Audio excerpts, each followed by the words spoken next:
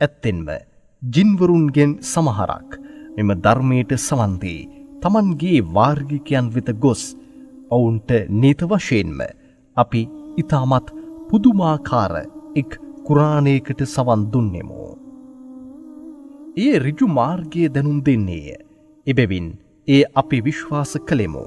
මින්පසු අපි අපගේ දිව්‍යයන්ට කිසිවෙකුත් සමානයන් වශයෙන් නොතබන්නෙමු. නීත වශයෙන්ම අපගේ දෙවියන්ගේ ශ්‍රේෂ්ඨත්වය ඊටමත් උසස්ය. ඔහු කිසිවෙකුත් තමන්ගේ භාර්යාවන් වශයෙන් හෝ දරුවන් වශයෙන් හෝ ඇරගත්තේ නැතයයි. අපගෙන් වූ මෝඩයින් අල්ලා කෙරෙහි ඔහුගේ පරිශුද්ධ භාවයට සුදුසු නැති කාරණාවන් පවසන්නාහ. මිනිසුන්ද ජින්වරුන්ද අල්ලා කෙරෙහි බොරු ගොතා පවසන්නේ නැතයයි ඇත්තෙන්ම මෙතෙක් අපි අදහස් කරමින් සිටියෙමු. මිනිසුන්ගෙන් වූ පිරිමින් ජින්වරුන්ගෙන් වූ පිරිමින් වෙත ඇත්තෙන්ම තමන්ව බේරා ගන්නාමෙන් ඉල්ලා සිටින්නාහ. මෙමගින් ඔවුන්ගේ උඩඟු භාවය වැඩි වී ගියේය.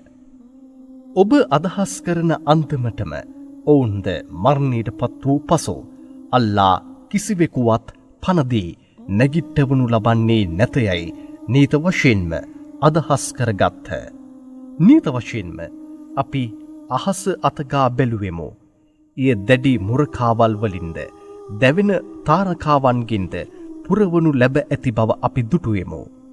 කලින් එහි සිදුවන කාරණාවන් සවන් දිය හැකි විවිධ ස්ථානයන්හි අපි වාඩි වී සිටින්නෙමු.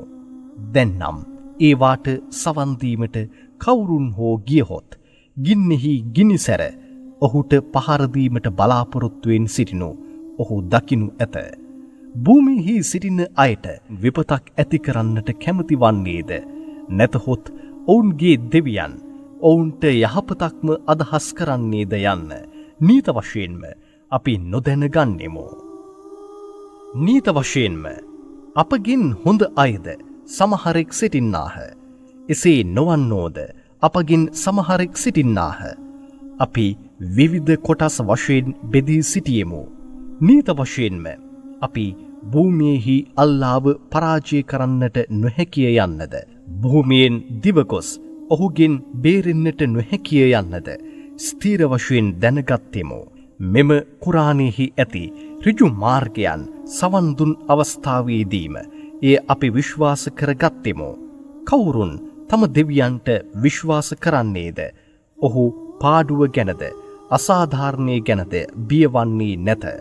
සම්පූර්ණයෙන්ම ඔහුට අවනත වූ මුස්ලිම්වරුන් අපගෙන් සිටින්නාහ. සීමාව ඉක්ම වූවන්ද අපගෙන් නා සිටින්නාහ.